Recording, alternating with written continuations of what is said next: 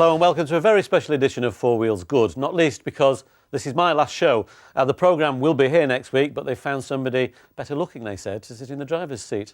Anyway, on this week's show, we draw on the rally theme of last week as we start a series of rally reports in Stage by Stage with Mark Nutall. And we'll also be visiting John Wright for yet another Inside Motors. But first, Ian Royle's been taking a drive in two alternatives to your run-of-the-mill convertible. They're the Minari Sport and the Quantum H4. And if you've never heard of them, it's because they're kit cars.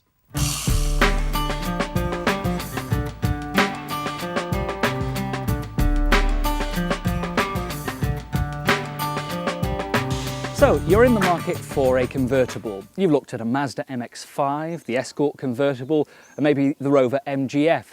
But the world and his wife owns one of those convertibles. You want something a little different. Well, we've got two very different convertibles here today. First of all, this is the Minari-road Sport, 1.5 litre engine at a cost of around £15,000. And this is the Quantum H4, 1.9 litre, costing around £17,000.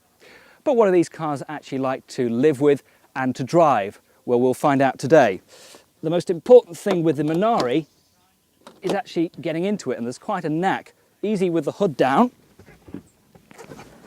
That's the way to do it.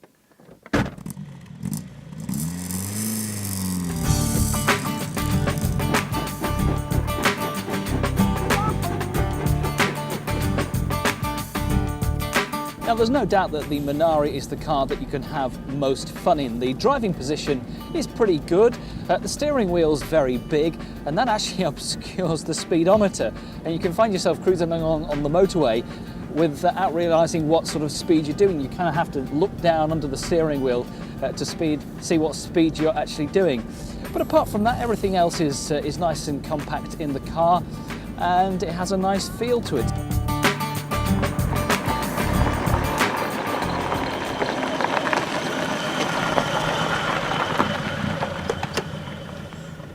So what are my final impressions of the Minari? Well, it's certainly a fun car to drive. The more you drive it, the more confident you become in it.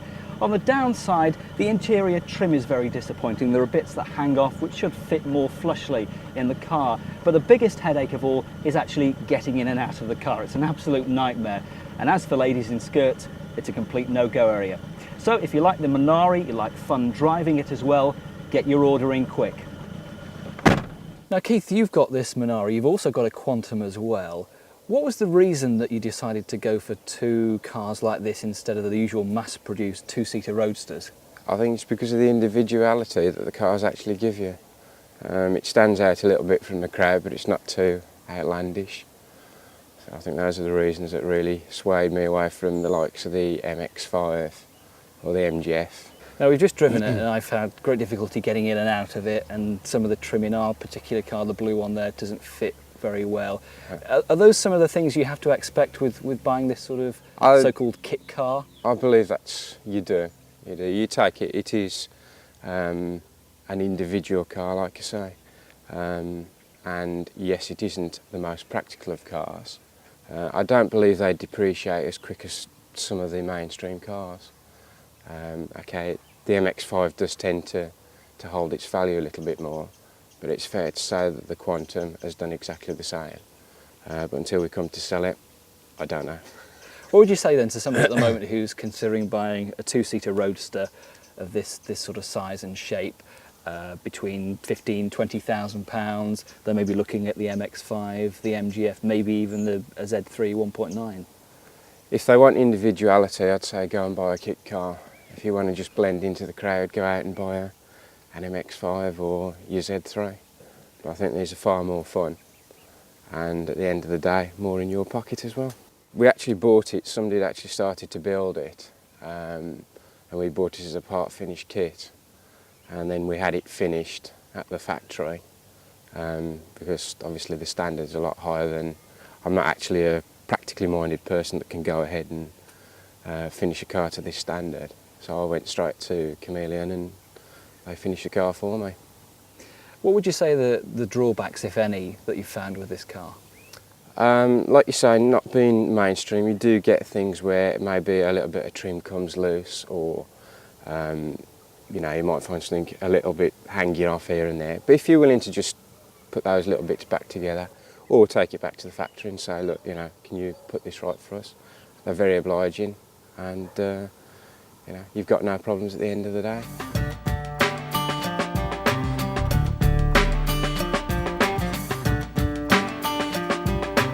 Now both the Minari and the Quantum basically start out as kit cars. If you're so inclined, you want to build your car from scratch, well, the manufacturers will supply all the bits and bobs. It'll cost you between £6,000 and £8,000 depending on what sort of specification you want. Then again, you can have a turnkey car which will cost you an extra £10,000 on top of that. Now the Quantum H4 I'm driving at the moment is nowhere near as rewarding a car to drive as the Minari. There's none of that gruff engine sound from the Minari. The engine in this is a 1.9 litre, basically a Ford engine that we've seen in Escorts and Fiestas for many, many years, although it has been tuned by Vulcan to give it some extra oomph. Top speed of about 120, 130 miles an hour, and 0 to 60 in about 8 seconds, same as you would expect, say, on a Fiesta XR2 at the moment. Inside, it is basically a Fiesta. I mean, if you stepped into this and then stepped into an XR2, say, they're exactly the same. And maybe that's the trouble with it. It's not quite unique enough to attract you, and especially considering the price of £17,000.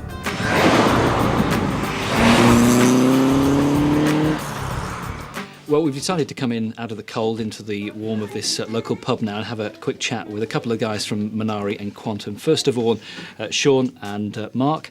First of all, let's just run through the brief history of both of the companies. Minari, first of all.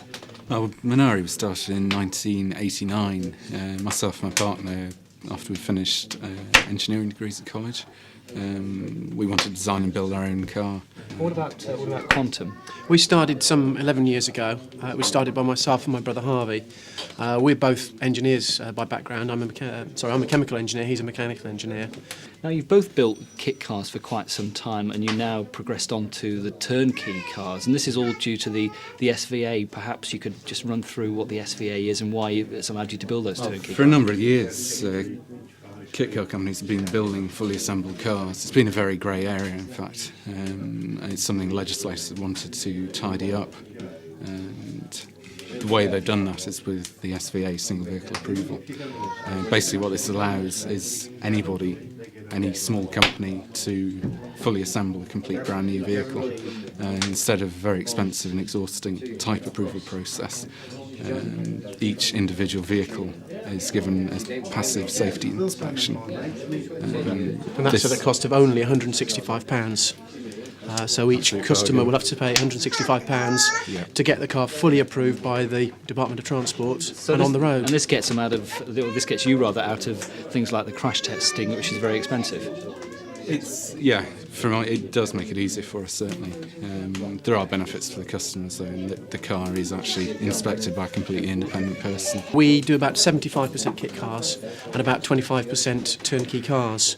But what we see happening for the future, and I think both our companies are sort of the same, Very similar. and that we started off really as a kit car in the kit car industry, and we've both really risen to the top of the kit car industry in terms of quality and anything else you really care to mention. And we're both now looking at doing more and more turnkey cars. And I would like to see those percentages almost turn on their heads, maybe 25% kits, still the same overall number, but 75% turnkeys. What do you see as the lifespan of both of your cars, first of all, the Quantums? I mean, how long are they likely to last? Well, being that they are made from glass GRP, glass fibre, which won't rust, that is a big advantage. I mean, there's no reason why anybody couldn't buy a Quantum and drive it as their only car that they ever drive. Buy it at 17 and drive it till the end of the day. It's just keep, every time you've done 150,000 miles or however often, Change the engine. Change the engine, that's right. But certainly insurance is a lot less than a mainstream car. I mean, about £100 I've seen quoted for fully comprehensive insurance. We usually quote about half the cost of insuring the original donor car, which in our case is the Alpha 33. To insure an equivalent spec Minari, it's about half the cost of the original Alpha. So it gives you some idea. As a similar house is based around Ford XR2, XR3 parts, and generally will be something like half the cost again. So what are my final thoughts on both the Minari and the Quantum? Well, we certainly had a great deal of fun driving these cars today. They've been enjoyable to get out, get the roof down and enjoy the fresh air. Both cars handle extremely well. and they both have plenty of power.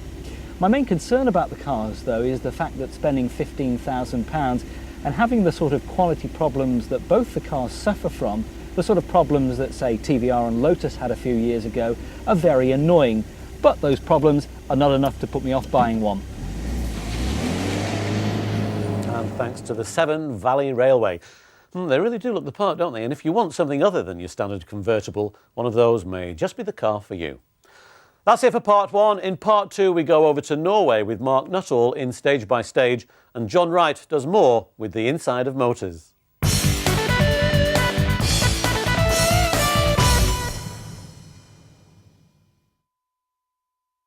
Welcome back to Four Wheels Good. If you've ever wondered what it'd be like to drive a car fast on ice, then wonder no more. Let's go to Norway with rally expert Mark Nutall, where we'll receive some expert tuition at a rally school on a frozen lake. 5, 4, 3, 2,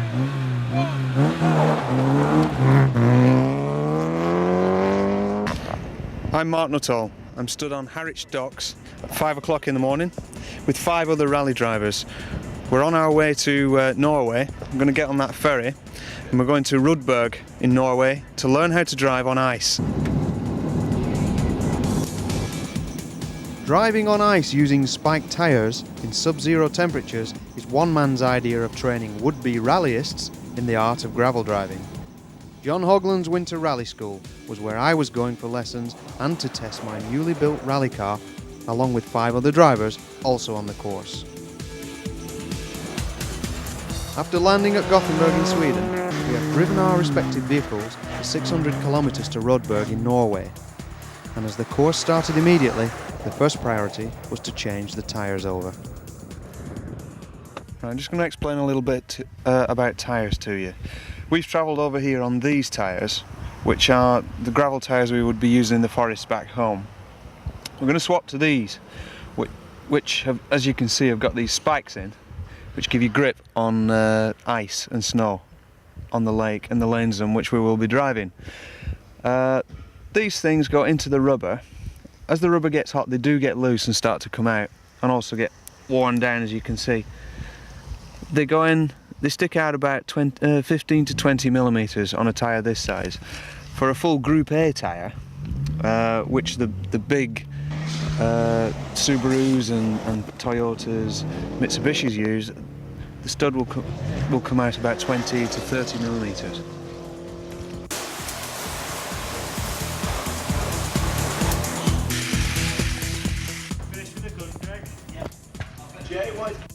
How many sets of tyres have you changed so far this morning? 3 full sets on 3 cars, and I think there's another 3 to do. You having fun? Yeah, it's good fun. Bit cold, but it's good fun.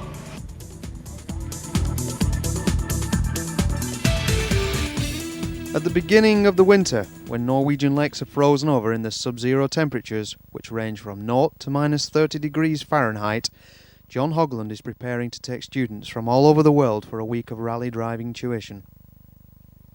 As we strapped ourselves into the cars on the first real morning, we'd all been instructed to go out onto the lake and enjoy ourselves. Basically, in Hogland terms, that means push hard and find the limit.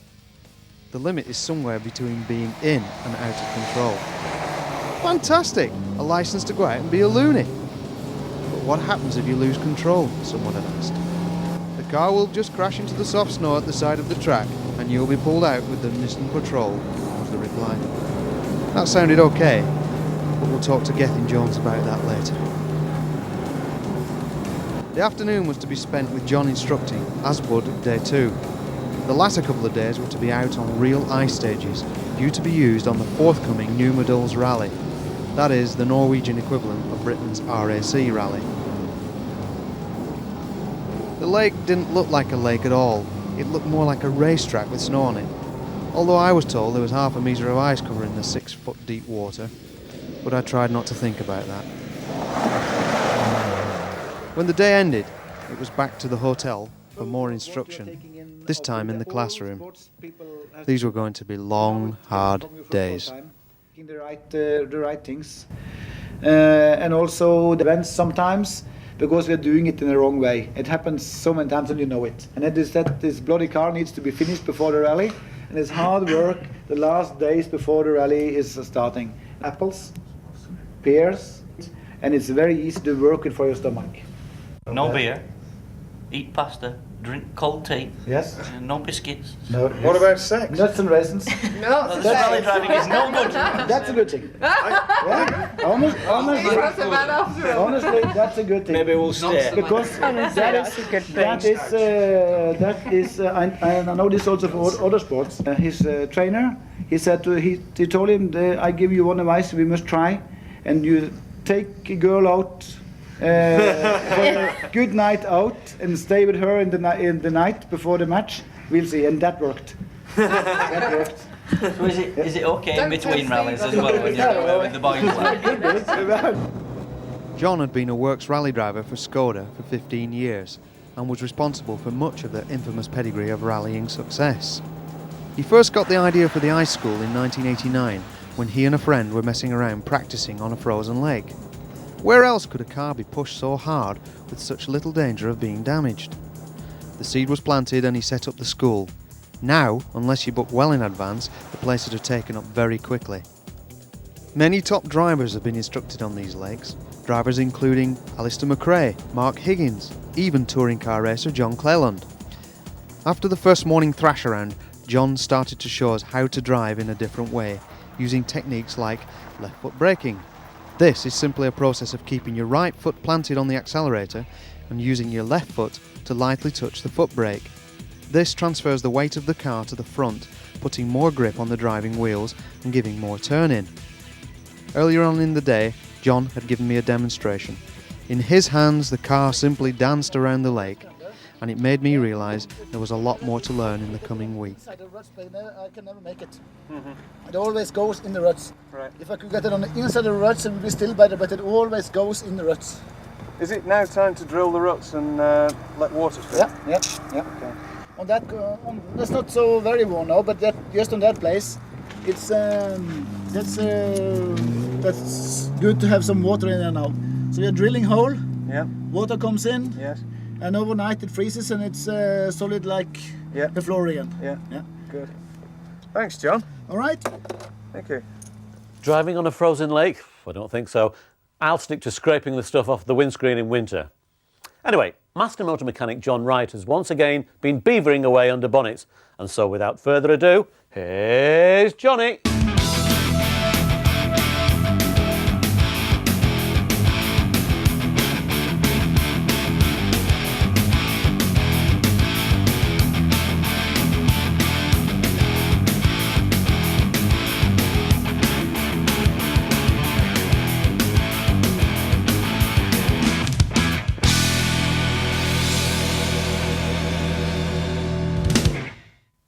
Welcome once again to Inside Motors, and on today's show we're going to service a Metro. Before we do anything, what I'm going to do is take off the wheel trim and loosen the wheel nuts. Just get rid of this wheel trim and loosen the wheel nuts.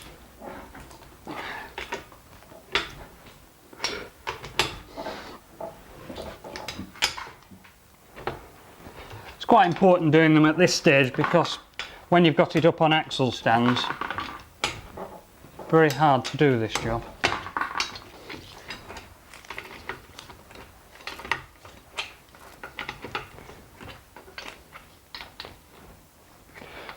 They just need to be loose, not off, so that's about right for that side. I'll go and do the other side.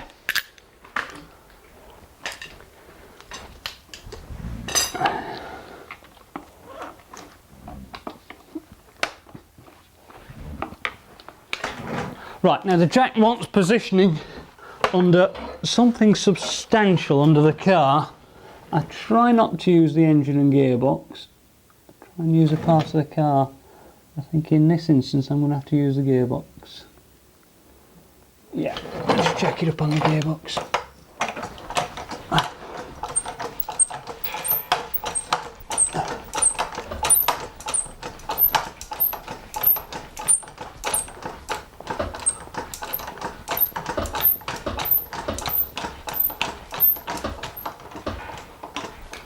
Right, just put these axle stands under substantial parts of the car. get it a bit higher. There we go. Right on that subframe. That's great there. Put the other one in a similar place. On the other side. Right, now we'll let the jack down nice and slowly. Make sure it's reasonably well seated. Okay.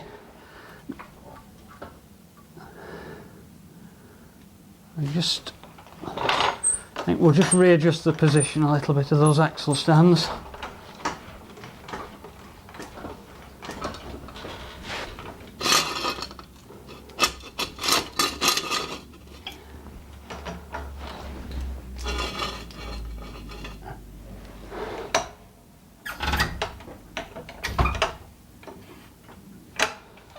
That's it, the car's a lot firmer now.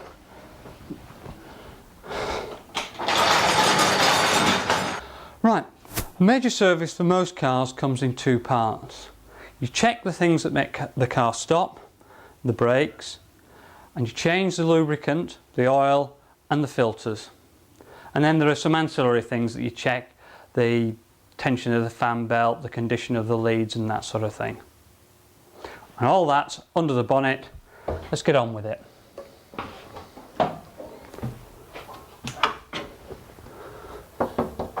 Right, I'm just going to get out the tools I think I'm going to need.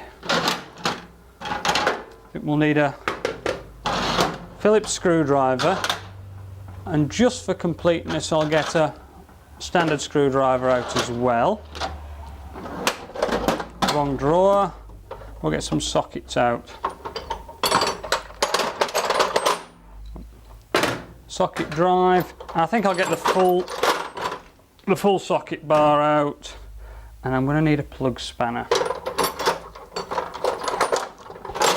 Get both of those out, and a couple of extensions. I think that should do me for a minute. While we're here, we'll just go through the oil filter for the Metro. If you're using the Haynes manuals, they use the same numbers, they use Champion numbers. Well, that's it from Four Wheels Good for this week, and from me for good. I hope you've enjoyed watching the programme as much as I've enjoyed bringing it to you. And I hope Four Wheels sees you next week. Hasta la vista.